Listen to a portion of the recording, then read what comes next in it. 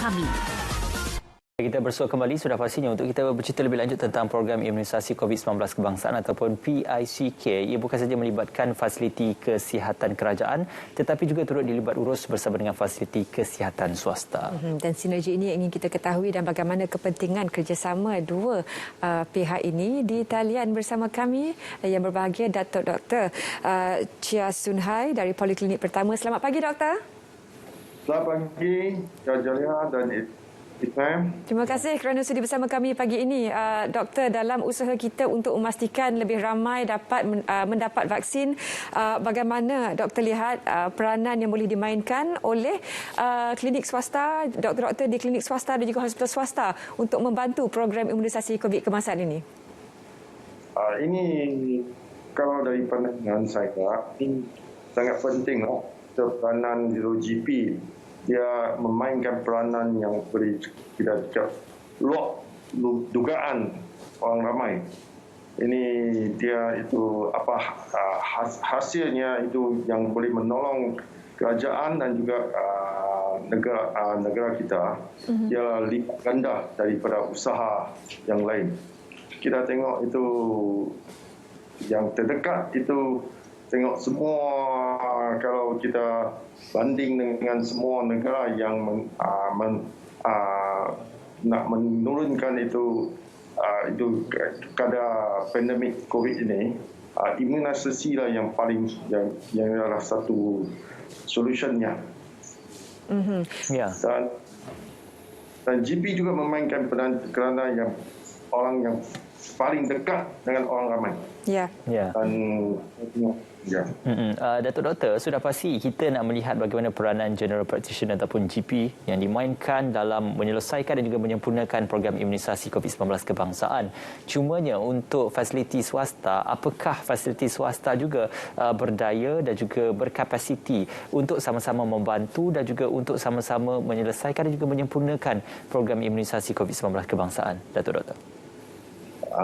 Pada mulanya saya pun ada dugaan, saya pun ragu-ragu kita punya kapasiti atau kita punya kemudahan tidak sampai ke tahap yang yang diperlukan. Tapi selepas kita ada banyak itu ada sesi latihan dengan itu Protect Health dan juga menghadiri kursusnya dan juga menyediakan semua kemudahan asas atau fasiliti yang diperlukan. Dia ada bagi satu senarai dan kita pun sudah menempati dan kita memang yakinlah kita boleh dapat memainkan peranan yang berat ini dan juga itu boleh menolong kerajaan dan juga boleh tunjuk ajak kepada publik orang awam mengenai pandemik COVID-19 dan betapa pentingnya imunisasi ini. Datuk Doktor, kita lihat perubahan kalau dulu ramai yang mungkin agak ragu-ragu untuk mendapatkan suntikan vaksin ini. Dan sejauh mana pula Datuk lihat masyarakat awam ini tampil berjumpa GP, tanya GP, boleh tak? Adakah saya ini sesuai untuk mendapat vaksin? Pengalaman Datuk Doktor dengan pasien bagaimana?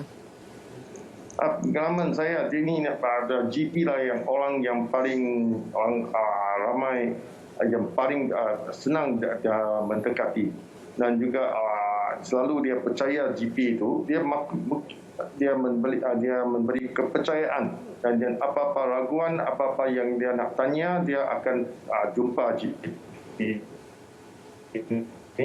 menyelesaikan apa keraguannya. Dan ini GP bukan saja memainkan peranan ini dan juga boleh membeli lagi lebih banyak tunjuk ajak dengan cara menyekat itu penaruhan itu wabak itu pandemik ini. Dan itu peranan yang penting lah. Dan juga GP Datuk, sudah pasti ini satu pengalaman yang baharu bukan saja untuk general practitioner tetapi juga untuk fasiliti kesihatan swasta kerana kalau nak bercerita tentang infectious disease ataupun penyakit berjangkit ini di pihak Kementerian Kesihatan Malaysia kita mempunyai unit kawalan penyakit berjangkit dan sudah pastinya kalau nak diterjemahkan kepada SOP, pengamalan dan juga bagaimana kerangka prosedur nak dilakukan di swasta dan juga di general practitioner ia merupakan satu adaptasi yang mungkin mengambil masa sedikit. Jadi bagaimana GP dan juga pihak klinik kesihatan swasta mengambil masa dan juga berevolusi serta beradaptasi dengan SOP-SOP baharu yang digagaskan untuk penyakit-penyakit berjangkit seperti ini? Bagi pihak GP ini satu peluang untuk mereka juga mencerobui dalam kita boleh anggap ini satu peperangan lah. World War III macam tu lah, perang dunia lah.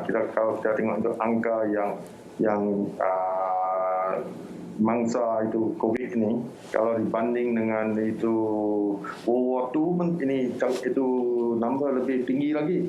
Itu 180 juta orang itu terjangkit, dan kematian itu dekat dengan 3.9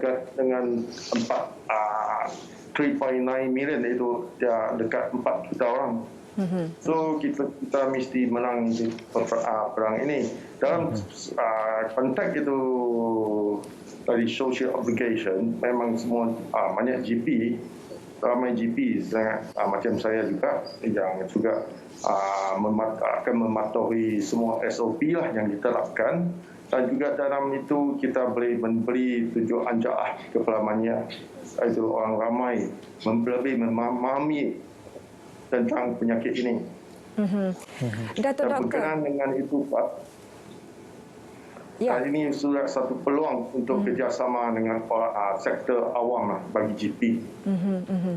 Dan juga kepentingan GP dalam memastikan lebih banyak vaksin dapat diberikan. Kalau di luar negara sekarang ini taburannya begitu banyak, boleh walk in dan lebih mudah dapat. Walaupun sekarang banyak pusat pemberian vaksin PPV dibuka, cadangan doktor sendiri sebagai salah seorang dalam bidang kesihatan, bagaimana GP ini juga boleh memainkan peranan untuk mempercepatkan lagi masyarakat mendapatkan jab mereka?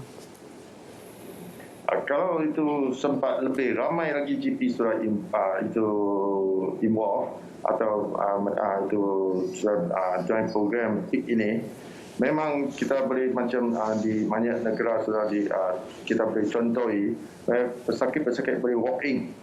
Itu kemudian kalau datang ke klinik swasta dia senang sikit. Ya, kalau saya pasal dia tak overcrowded, kemudian kebutuhan asas semua sudah sedia ada.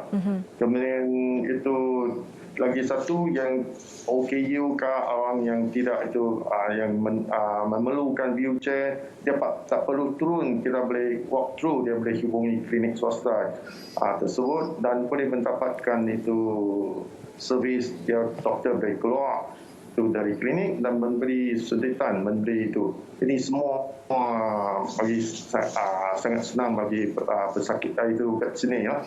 Kemudian lagi itu satu tahap saya berharap kerajaan bagi walk in kepada semua itu vaksin bagi mengikut macam sekat dengan peringkat, dengan cara peringkat-peringkat lah. Mungkin sekarang 50 tahun ke 40 tahun sampai 50 tahun, atau lepas itu kalau habis ke 30 sampai 40 tahun macam itu. So macam ni kita boleh mempercepatkan proses vaksinasi ini. Dan juga di banyak ini kena terpelanglah kepada banyak klinik swasta dan juga klinik kesihatan, semua terlibat.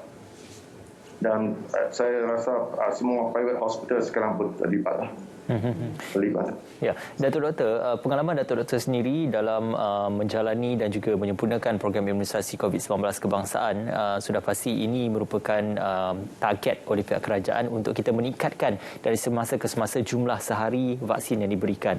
Untuk peningkatan ini, adakah fasiliti kesihatan swasta juga sudah pun bersedia untuk dengan kemasukan perolehan lebih banyak lagi dos-dos vaksin baru yang akan dibawa masuk dalam mungkin penghujung Julai dan juga permulaan Ogos ini, Datuk Doktor? Bagi klinik saya bersedia lah. Saya tentu itu dari permulaan saya pun sudah minta lebih vaksin kerana saya ada pengambilan staf yang lebih. Saya ada mengambil satu doktor intern yang ini dalam cabaran ini yang saya sudah mengambil satu doktor lebih intern yang menunggu giliran dia dipanggil untuk bekerja ya. Bulan Mei dulu, dan satu fisioterapi di bulan Jun pula. saya tambah. Kemudian saya pun syukur ada 2 anak perempuan saya yang baru habis mengaji dan 1 sedang mengaji kerana tak dapat pergi ke tempat melanjut, ada di rumah, dia pihak bertolong. So saya lah setakat itu selalu saya ada 10 orang, 2 doktor, 1 doktor intern, 1 fisioterapi dan 4 staff ready untuk itu memainkan pemantauan, pendaftaran dan 2 assist saya memasuk di komputer. Semua ini sangat menjadi satu secara pengalaman saya. Saya nak mengucapkan terima kasih kepada Protect Health juga yang selalu memberi sokongan dan juga apa-apa masalah yang saya menghadapi dan mereka menyelesaikan dengan cukup efisiennya. Saya boleh cakaplah macam tu. So saya berharap dengan ini lebih ramai lagi GP mendamping ke depan untuk menolong negara kita dan juga kan negara kita saja secara umum seluruh dunia untuk memenangi peperangan pandemik COVID-19 ini 19. Dato' Doktor, mungkin ada juga klinik-klinik swasta yang agak keberatan kerana kita tahu pengendalian vaksin ini memerlukan spesifikasi yang sangat teliti dan bukan sebarang lokasi boleh terlibat. Bagaimana sokongan pula yang boleh diberikan kepada GP dan juga klinik swasta oleh jawatan kuasa ini untuk memudahkan lebih ramai lagi yang mendapat vaksin? Ya, ini satu cabaran yang itu asap itu yang cukup besar lah. Yang ini kena kita kementerian kena memastikan itu bekalan ini vaksin ini ada mencukupi untuk semua GP. Bayangkan satu GP kalau dia suntik 5 hari, 1 minggu 150 dos, dalam 1 bulan sudah 600 dos. Kalau bayangkan kita 1000 GP, maksud 1 bulan dekat 600,000 sampai 1 juta dos kita boleh tambah kepada itu number untuk suntikan imunasi ini. Dan kita mesti bagi semua orang faham di sektor awam juga dan juga di klinik swasta juga. Imunisasi satu jawapan sajalah untuk kita mengatasi ini situation ini, dan juga kita berharap kerajaan boleh melonggarkan syarat-syarat bagi klinik swasta sehingga membeli vaksin sendiri kalau yang sudah diputuskan itu oleh WHO, dan ini boleh mempercepatkan lagi proses imunisasi. Ini yang akhir sekali kena buat macam ni lah. Orang kadang-kadang dia mampu juga bayar asaskan mereka dapat hidup imunisasi. Ya. InsyaAllah sama-sama kita harapkan dan juga doakan yang terbaik dalam program imunisasi COVID-19 kebangsaan. Juga terima kasih kepada petugas-petugas fasiliti kesihatan swasta yang turut membantu menjayakan program ini. Terima kasih juga kepada yang berbahagia Datuk Dr. Chia Soon Ha yang juga merupakan dari Poliklinik Pertama Sdn Bhd. Terima kasih Datuk Dr. Terima kasih Datuk Doktor. Baik, itu dia kita membawakan satu sedikit pencerahan tentang bagaimana peranan yang dimainkan oleh fasiliti kesihatan swasta untuk turut sama-sama membantu fasiliti kesihatan kerajaan dalam menyempurnakan program imunisasi COVID-19. Dan satu topik yang sangat penting ingin kami bawakan juga selepas ini, program subsidi upah bersama wakil dari Perkeso. Jadi teruskan bersama kami dalam Selamat Pagi Malaysia.